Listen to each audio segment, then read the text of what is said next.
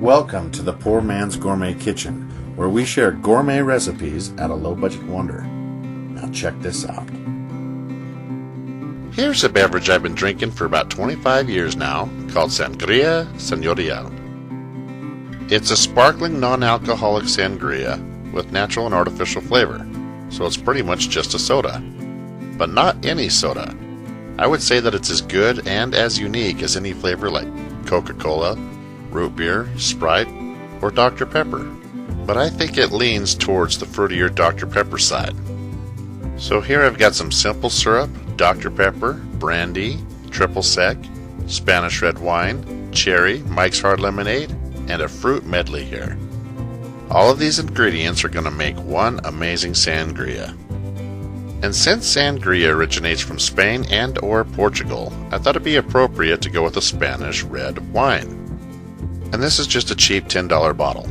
Now when it comes to the fruit, I've chosen a berry medley. I like my sangria chilled, so I choose to add a bag of frozen berries. Ice cubes tend to water it down. So after I add the fruit, I add an entire bottle of red wine.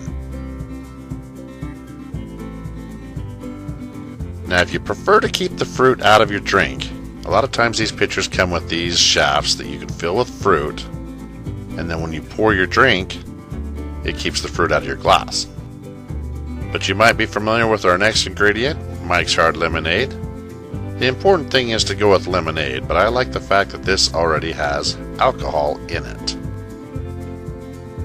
In this recipe, I'm going to go ahead and add a little cherry liqueur.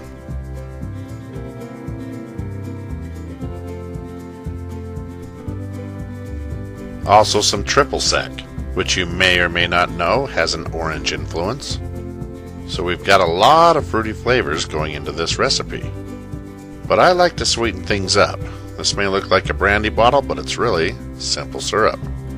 Simple syrup is used in your cocktail mixers, so this is a good choice for your sangria.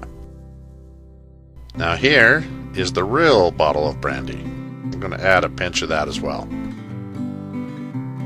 And last but not least, my secret ingredient, Dr. Pepper.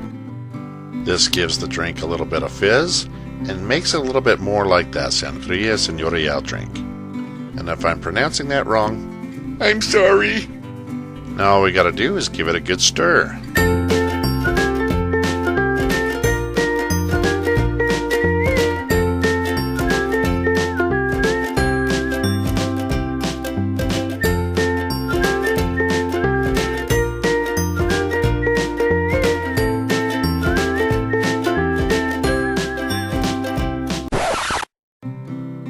And there you have it.